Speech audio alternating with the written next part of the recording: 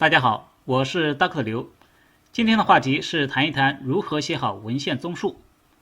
在我所做的如何写论文的系列讲座中，文献综述一直是一个比较热门的话题。听众对于文献综述的问题，网络上以文献综述为关键词的搜索量都非常的多。所以今天呢，就在以往讲座的基础上，综合性的谈一谈如何写好文献综述。这里说的文献综述包括两种情况，第一种情况是多数的论文作者都会需要写的文献综述，也就是作为普通论文中的一部分的文献综述。这里的文献综述是为自己的研究服务的，我们一般可以把它视为是论文的引言的一部分。它的目的呢，是要引出我们自己的研究，引导读者认同我们所从事的研究的价值。具体的说，就是要论证我们自己的研究目标的合理性。另一种情况是独立成篇的文献综述。独立成篇的文献综述呢，它的目的往往要更丰富一些，对作者的要求往往更高。独立成篇的文献综述可能是一种总结性的综述，也可能是要为以后的研究做铺垫。不管是引言中的文献综述还是独立成篇的文献综述呢，它们是有一定的共性的，本质上它们都是一种议论文，区别在于论点不同。一般来说，引言中的文献综述，它的论点一般比较单一，重点就是要论证这篇论文的研究目标的合理性。而独立成篇的文献综述，要得出的论点呢，就应该要更丰富一些，更有层次，这样才可以独立成篇。这里首先就涉及到文献综述的一个常见的误区，那就是把文献综述写成文献的罗列。很多人写文献综述就是把相关的文献根据简单的分类或者时间的顺序罗列出来，这本质上是一种说明文或者技术文的写法。而我们一定要记住，文献综述应该是用议论文的写法。这里的区别呢，就像是新闻评论和新闻播报的区别。新闻播报只是提供新闻事实，而新闻评论则需要有鲜明的论点。同样的道理，文献罗列只是罗列文献中别人的观点，而文献综述则一定要有我们自己的论点。在文献综述中呢，段落的组织要围绕着论点或者是分论点来展开，而不是单纯的依据文献的分类或者时间顺序来展开。为什么大家觉得文献综述比较难写？就是因为要写好文献综述，我们首先要有能力形成自己的论点，要展现我们的逻辑性。即使是在引言中的文献综述，虽然主要的论点可能比较单一，就是要论证我们这篇论文的研究目标的合理性，但是我们往往也需要一些分论点来支持这个总论点。比如说，为了要论证这篇论文的研究目标的合理性，我们可以有两个分论点。第一个分论点是这个研究目标是重要的，第二个分论点是这个研究目标是可行的。这样我们的文献综述的段落组织就可以围绕这些分论点来展开。那么我们要怎么来形成我们自己的论点呢？这里我要谈谈文献综述的两个基本点。在这里我想先引用一下《论语》中的名句，学而不思则罔，思而不学则殆。我觉得用《论语》中的这句话来概括文献综述的两个基本点最合适了。这两个基本点就是：第一，要有所学；第二，要有所思。在文献综述中，学习和思考缺一不可。学习是为了获得思考的素材，而思考是为了在这个素材的基础上产生我们自己的论点。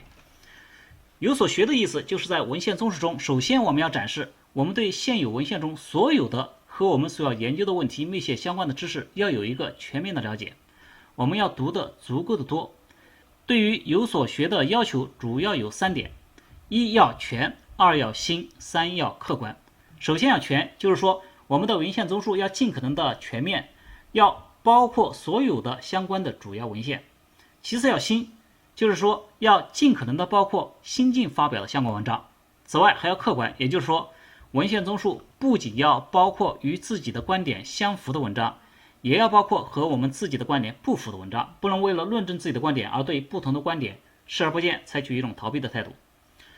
文献综述中仅仅做到有所学是远远不够的，我们还要做到第二个基本点，有所思。我们不仅要读得足够多，还要想得足够的深。如果我们仅仅做到有所学而没有加上我们自己的思考，那么我们实际上只是在复述或者罗列别人的观点，而不是在写我们自己的议论文。在文献综述中，我们真正应该做的是，应该把我们从文献中所学到的资料作为论据来论证我们自己的论点。这里的有所思实际上包含两个层次的思考。第一个层次呢，就是首先我们要对我们所阅读或者所采用的文献要有一个基本的评判，我们要利用我们的批判性思维来评判所阅读文献的有效性和可靠性，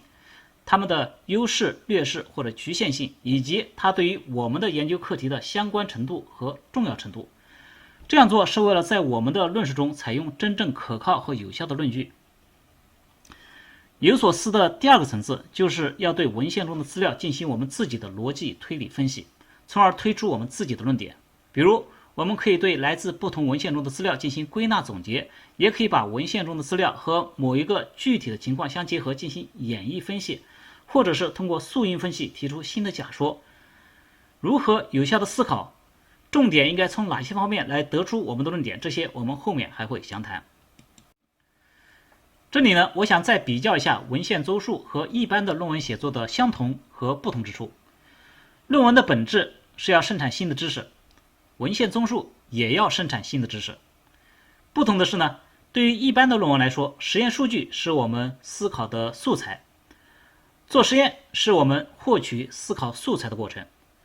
而思考呢，是以实验数据为证据推理出结论的过程。而对于文献综述来说，文献资料才是我们思考的素材，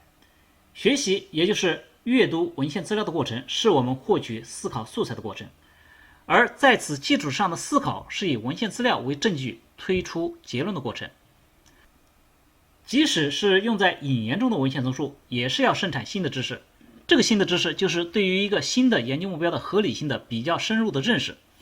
如果我们的研究目标的合理性已经是大家的共识，那我们就没有必要在引言中用过多的篇幅写文献综述来论证它，我们完全可以很快的进入主题。更多的情况是，我们的研究目标应该有一定的独创性或者唯一性，这个研究目标的合理性对于多数的读者来说应该是一个新的知识，我们需要用文献综述来论证它。所以文献综述的写作和一般的论文写作本质上是一样的，都是要生产新的知识，区别在于所使用的原材料不同。在一般的论文中，我们用科学的实验方法来保证原材料的质量，而在文献综述中，我们用批判性思维来保证原材料的质量。我们一定要认识到，文献综述不是仅仅对老知识的总结，而是要能够从老知识中生产出新的知识。一般的论文从新的实验结果得出新的知识，看起来是顺理成章的，而文献综述要从老知识中生产出新知识，看起来会难一些。因为要生产新的知识，我们往往需要一些新的思考角度。实际上，同样的实验数据让不同的作者来写，论文的质量也可能区别非常的大。同样的文献资料让不同的作者来写，文献综述的质量区别也可能非常的大。正如同样的原材料、同样的菜，让不同的厨师来做，效果的区别是非常的大。这就涉及到思考的质量。前面我们提到，在文献综述中的思考往往包含两个层次。第一个层次是要用批判性思维对我们所阅读的文献进行基本的评判。第二个层次是要用逻辑性的思维对文献中的资料进行推理分析。在第一个层次中，用批判性的思维检阅文献又可以简单的分为两步走。第一步是客观评价，第二步是主观选择。客观评价是指我们首先要用一个客观的标准来对我们所检阅的文献的资料的可信度做一个基本的判断，也就是评判文献资料是否可信。主观选择则是基于我们自己的研究目的来进一步判断这条文献资料是否对我们的写作有用。评判文献资料是否可信的客观标准就是要基于事实和逻辑。首先最基本的就是要区分事实和观点。如果是观点，那么在我们要采信和采用它之前，我们就不仅要看这个观点的本身，还要看它的证据和逻辑推理过程。对于文献中的观点，我们一定要能够判断出作者对它是否有符合逻辑的论证。最常见的逻辑推理无外乎归纳和演绎两种。我们要识别文献中的论证逻辑是归纳还是演绎。这时候要注意，演绎推理得出的一般是必然性的结论，而归纳推理只可能得出可能性的结论。对于通过归纳推理得出的论点呢，我们最好对作者所使用的证据的充分度有一定的了解，以此来决定其观点的可信度。相对于归纳推理，演绎推理更具有确定性。演绎推理得出的观点是否成立，主要取决于前提是否真实。由于在实际的使用中，多数作者在进行演绎推理时很少会写出全部的前提，所以我们在评判演绎推理得到的观点时，要尤其注意，我们一定要补全作者所有的隐含前提或者假设。我们要问问自己，这些隐含的前提或者假设，我们是否能够同意？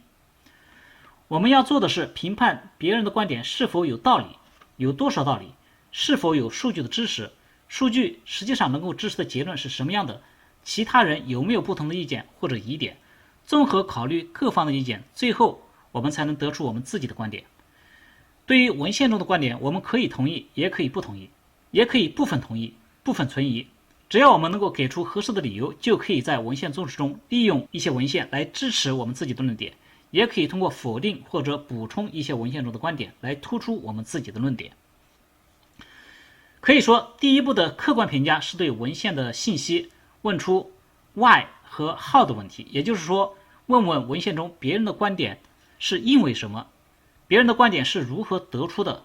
而第二步的主观选择，则是进一步对文献的信息问出 if 的问题，也就是问问自己，如果把文献中的观点或者事实放在我的文章里，放在我的特定的研究环境里，它们是否仍然成立？它们是否能够服务于我的研究目标？如果用英文来总结呢，评判文献资料是否可信，就是要评判它的 validity 和 reliability， 而评判文献资料是否有用，就是要评判它的 significance 和 relevance。在此之上呢，有时候我们还需要评判文献资料的 strength 和 weakness， 也就是评判它的优势、劣势，或者呢它特有的贡献和局限性。另一点我想强调的是，批判性思维的核心不是消极的批评或质疑，而是积极的选择。它不是为了否定，而是为了建设。所谓的批判呢，也绝不仅仅是批判别人，更重要的是也要包括批判和反思自己。在我们把从文献中得到的可信的新事实或者是新观点和我们自己的现有的研究目标或者数据相比对时，实际上也是把从文献中得到的新信息和我们既有的旧信息相比对。这时候我们也需要常常问问自己，我们的既有观念，特别是我们观点中很多平时难以意识到的隐含假设，是否也需要做一些新的调整。我们要批判性的接受文献中别人的新观点，同时也要批判性的改造自己的旧观念，这才是我们做文献综述时应该具有的完整的批判性思维。在经过第一个层次的批判性思维之后呢，在第二个层次中，我们要用逻辑性思维对文献中我们采信和采用的资料进行推理分析，来建立我们自己的观点。而在文献综述的写作中论证我们的论点时，要有说服力，就一定要有清晰的逻辑。有说服力的逻辑推理大体上有3种方法，也就是归纳、演绎和溯因。英文分别是 inductive、deductive 和 abductive reasoning。第一种方法是归纳，也就是 inductive reasoning， 它是通过对来自不同文献中的资料进行归纳总结，由个别的证据推断出规律。简单的说，就是由点到线的推理。人类几乎所有的知识都来源于归纳。归纳推理最常见的方式有求同和求异2种。用求同法可以通过找不同文献资料之间的共同点发现普通规律，用求异法可以通过比较不同文献资料之间的不同点，找出造成这种不同的关键因子，或者是某一变量的趋势走向。第二种方法是演绎，也就是 deductive reasoning， 它是把文献中已总结出的某种一般性的规律和我们所面临的具体情况相结合进行演绎分析。由一般到个别，简单的说就是由线到点的推理。我们所熟悉的由大前提和小前提得出结论的3段论的论证结构，就是一种演绎推理。第3种溯因推理，英文是 abductive reasoning， 它是从一堆看似杂乱无章的事实中获得洞见的过程。它比归纳和演绎更需要创造性思维，它类似于侦探的破案。溯因推理是根据文献中已知的各种线索，去排除各种可能性，从而最终推断出真相。在科学的前沿探索新知的过程中，文献中现有的证据往往是杂乱而不完整的，而缩因推理呢，就是要基于这些现有的证据的集合，推导出它们最合理的解释。缩因推理要求研究者对于各种可能性有深刻的理解，因而它是一种比较高级的推理方法。缩因推理的结果一般是一个新的假说，往往还需要进一步的实验的验证。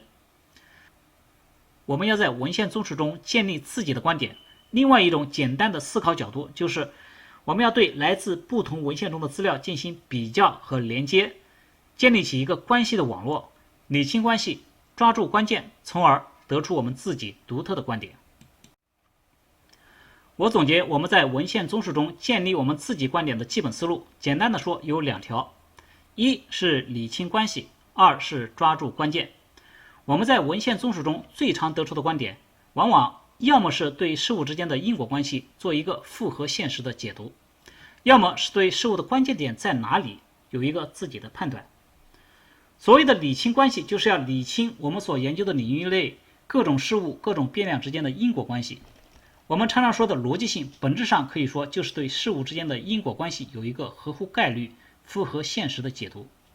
我们做科研、写论文，本质上是要为人类创造新的知识，而科学是成体系的。科研的本质决定了科研的过程是一个协作的过程。一篇论文只有在了解了前人的相关研究，并且回应了前人的观点时，才更有价值。我们的科研贡献要能够和现有的科学体系对接才是靠谱的，而文献综述的作用呢，往往就是为我们自己从事进一步的科研做这样一个对接的工作。引言中的文献综述是专门为自己的论文做这样一个对接的工作，而独立成篇的文献综述可以说是为同行同领域的所有的研究者们做这样一个对接的工作。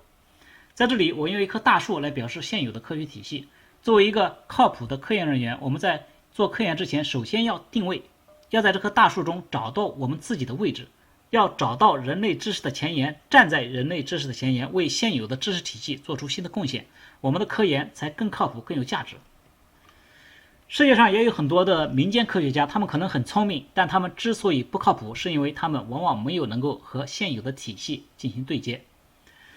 为了和现有的体系进行对接，我们就需要了解现有的体系，需要通过文献综述来理清各种因果关系。这些因果关系可能强弱不同，有的是主要原因，有的是次要原因，有的可能体现了充分条件，有的可能体现了必要条件，有的是充分必要条件。可能有的是直接关系，有的是间接关系。理清了这些关系，我们才能够更清晰地了解到我们的研究领域内哪些事情值得做，哪些事情可以做到有技术可行性，我们才能据此制定一个合理的研究目标。在文献综述中，光是理清关系还是不够的，我们还要能够抓住关键。这呢，包括抓住关键关系、关键概念或者关键的变量。理清关系是为了让我们的科研能够嵌入现有的体系，而抓住关键是为了让我们的科研能够和现有体系中的重要部分产生连接。我们的科研工作呢，既要有相关性，又要有重要性，用英文来说就是既要有 relevance， 又要有 significance。在文献搜索和文献阅读的过程中，抓住关键还体现在要抓住关键文章、关键作者或者关键刊物。通过对从事相关研究领域的重要的研究人员或者研究小组的认定，以及对这个领域尤其重要的特定的学术刊物的认定，去了解这些关键作者的相关研究，去了解他们所使用的研究方法和他们所使用的通行的术语，这些对我们写作我们自己的文献综述都会有很好的参考意义。当我们写作引言中的文献综述用于论证我们自己的研究目标时，我们要能够抓住并理解本研究领域内大家有共识的关键问题或者共有的长远目标。这些关键问题或者长远目标往往能够在别人论文的引言中或者别人所写的相关领域的文献综述中找到。多多的精读关键文献的引言部分，研究本领域或者相关领域专家的建议，对于我们写作自己的文献综述、制定自己的研究目标会有很好的指导意义。下面我们具体来谈一谈如何通过对来自不同文献中的资料进行比较和连接来理清关系，抓住关键。首先，我们可以对来自不同文献中的资料进行连接，来推出新的因果关系。这里的连接可以是并联，也可以是串联。归纳和溯因这两种推理实际上都可以归类为对类似关系的并联。比如，某一文献指出 A1 和 B1 之间存在某种因果关系，另一文献指出 A2 和 B2 之间存在某种因果关系，而我们把这两组关系并联，就可能提炼出两个概念 A 和 B 之间的新的关系。这是归纳的逻辑。又比如，从不同的文献中，我们得知发生 B 这个事件的原因可能有 A1、A2 和 A3 三种情况，而在我们的研究环境下 ，A1 和 A2 都不太可能。那么，通过并联这些证据，我们就可以推论出，此时发生 B 这个事件的原因很有可能是 A3，这是溯因的逻辑。而演绎的逻辑呢，可以体现为关系之间或者是关系和点的串联。比如，某一文献指出 A 和 B 之间存在某种因果关系，另一文献指出 B 和 C 之间存在某种因果关系。那么，将这两段关系串联起来，我们就能够得出从 A 到 B 再到 C 的整段关系的全貌。通过精心的串联，我们甚至可以建立起一个关系的网络。又比如，文献指出 A 和 B 之间存在某种因果关系，而另一文献中存在 A1 这样一个实际情况，那么把 A、B 之间的关系和 A1 的情况点串起来，我们也许就可以得到 A1 和 B1 之间的新关系。这是典型的演绎推理的逻辑。我们也可以对来自不同文献中的资料进行比较，来提取共性或者差异性，从而找到新的关键点。比如，在不同的文献中分别出现了 A1、A2 和 A3 这三种情况，我们可以通过比较分类整合出 A 这样一个新的概念，提取关键的共性，从而形成新的论点。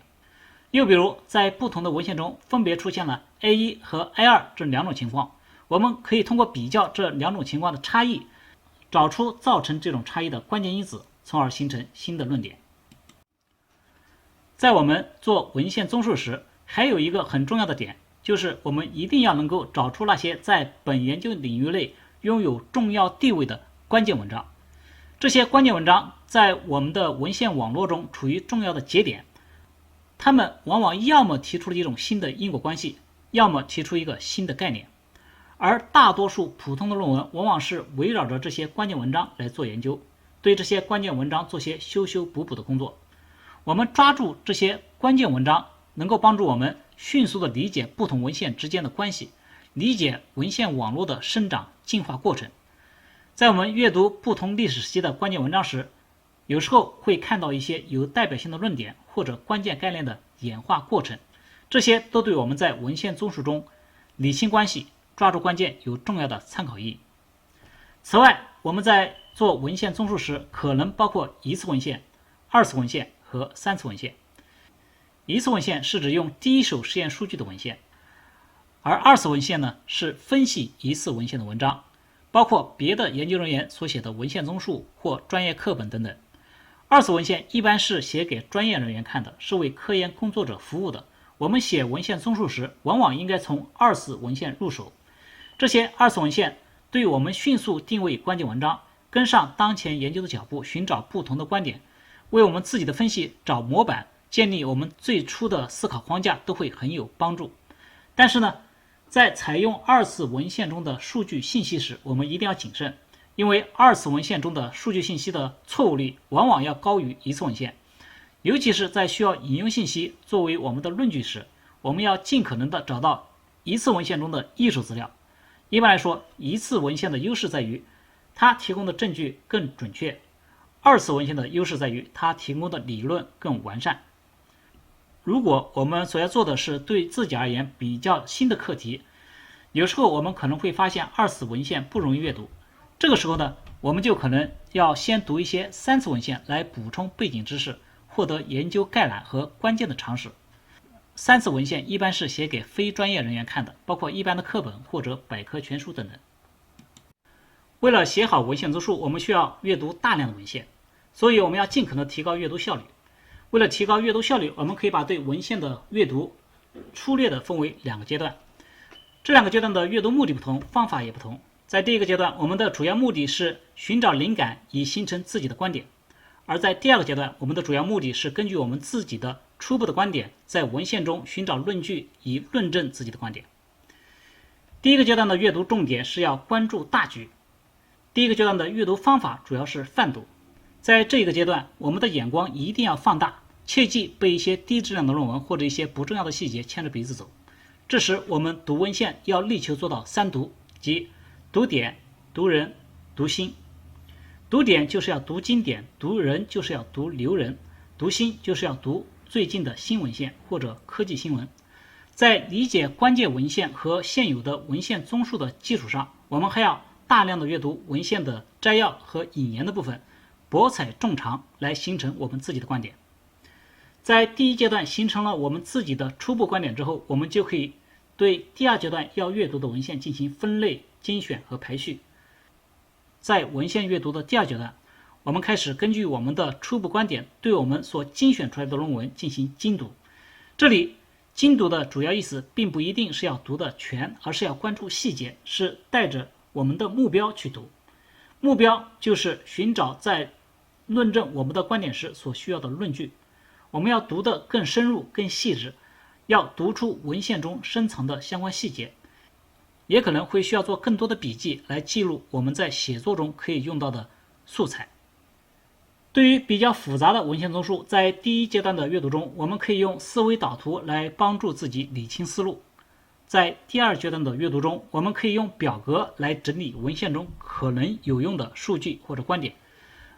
这个时候的文献阅读往往不是以文献为单位，而是要以要论证的论点为单位。这就像我们先做好很多论点框，再把文献分类别的放到不同的框里装起来，一一的细读。现在我们来具体的谈一谈文献综述的写作。前面说过，文献综述本质上是一篇议论文。我们在文献综述中要通过有效的论证来说服读者接受我们的论点。议论文有很多种不同的写法，在这里呢，我们介绍两种简单有效的议论文写作模板，可以用于文献综述的写作。第一个模板叫做先平衡再打破的模板，这是用5个段落来论证一个论点的模板。在这个模板中，第一段用于分析和分解问题，由总到分，我们希望能够帮助读者分析和考量我们所研究的问题的各个不同的方面，或者看问题的各种不同的角度。在第2和第3段中，我们要针对这些不同的方面或者不同的角度，分别组织文献资料进行讨论。一个简单的情况是，我们可以在第2段中集中讨论正方的观点，在第3段中集中去讨论反方的观点，并尽可能在正反方之间达成某种平衡。而在平衡达成之后，我们要在第4段中来打破平衡，从而来实现我们自己的影响力。我们的杀手锏，我们的关键的砝码，或者说我们的核心论点留在第4段中使出来，去打破现有的平衡，往往能够实现最大的影响力。在第4段中，我们要尽可能的补充或者提升读者现有的认知，或者是补充或者提升我们在第2段和第3段的文献讨论中所体现出来的认知。比如说，一直以来大家认为重要的，你认为次要，因为还有更重要的，反之亦然。又比如说，大家都觉得复杂的问题，你却看出了简单的逻辑，反之亦然。总之，你切入问题的角度和别人不一样，你可以推翻过去的假设，揭示别人没有想到的潜在的威胁、机遇或者冲突，也可以在现有的冲突中揭示出新的关键问题或者解决方案。一个简单的例子是，在第1段中我们提出要解决的问题，在第2段中我们介绍文献中现有的某种解决方案，在第3段中我们介绍其他文献中对这一解决方案的不同的意见，然后在上述平衡论述的基础上，我们在第4段中提出一个打破现有平衡的新的解决方案。最后是第5段结论，可以对第4段中的核心论点做出进一步的发挥，阐述我们的论点更普遍或者更实际的意义。这个先平衡再打破的模板本质上是以读者为中心，在推出我们自己的论点之前，先把各方面的情况掰开了揉碎了展示给我们的读者，而我们的论点呢，在读者得到充分的信息后，最后再提供给读者。这样做往往能够表现出自己考虑问题时的全面细致和客观公正，从而能够建立起更有效的影响力。这个写作模板适用于论证一个单一的论点。当我们的文献综述只推出一个新的论点，或者是着重于对现有的观点进行补充或者反驳时，就可以使用这个模板。比如说，引言中的文献综述的核心论点往往只有一个，那就是本次研究目标的合理性，所以引言中的文献综述就可以通篇使用这一个模板。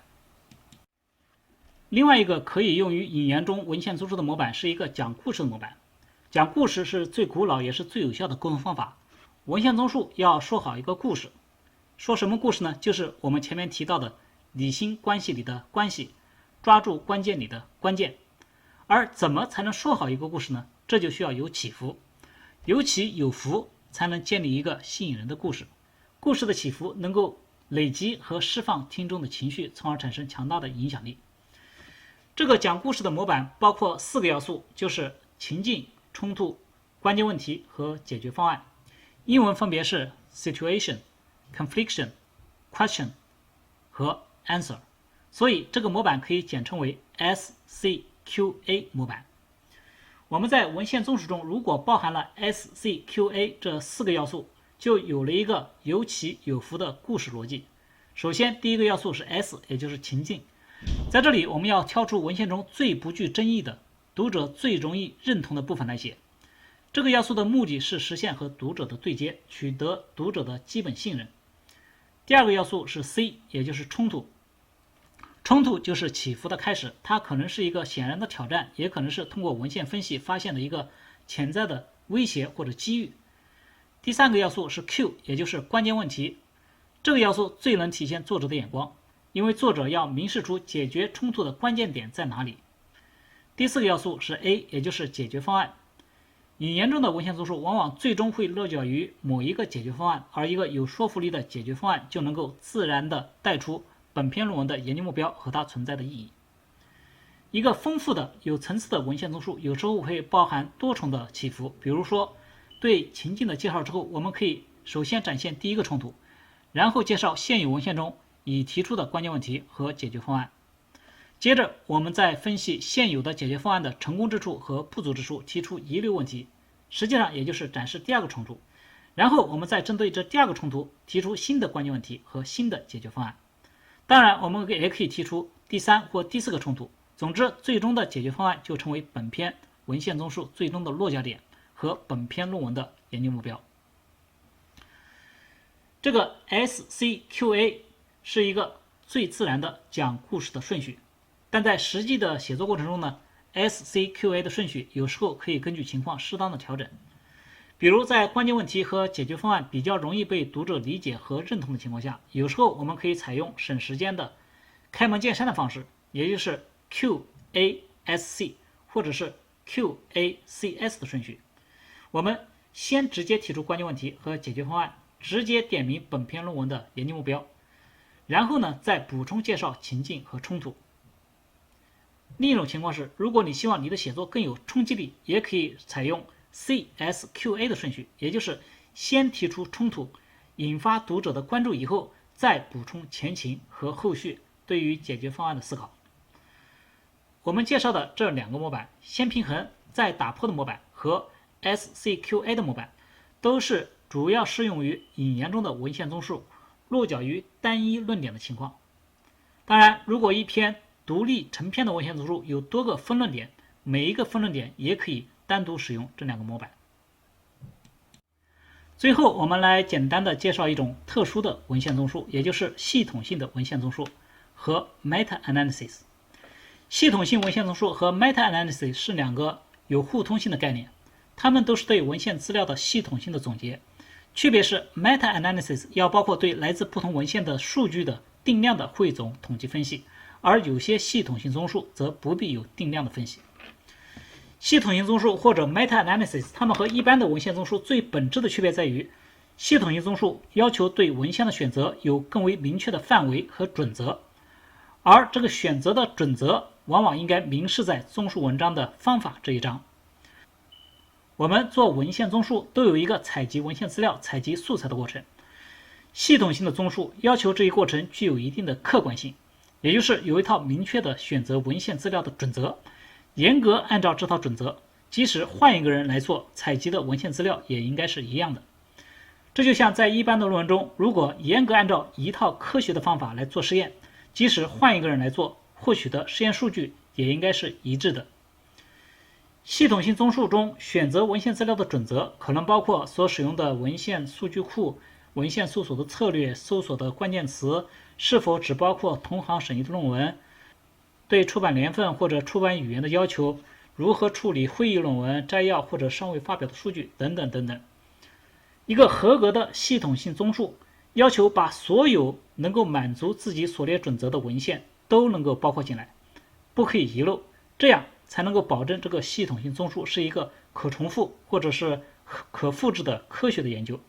这也是系统性综述中系统性这个词的意义。可以说，系统性文献综述比一般的文献综述有更强的科学性。好，今天谈如何写好文献综述的话题就到这里，希望大家多多的留言、提问题、提意见，也希望以后还有更多的机会和大家交流。谢谢大家。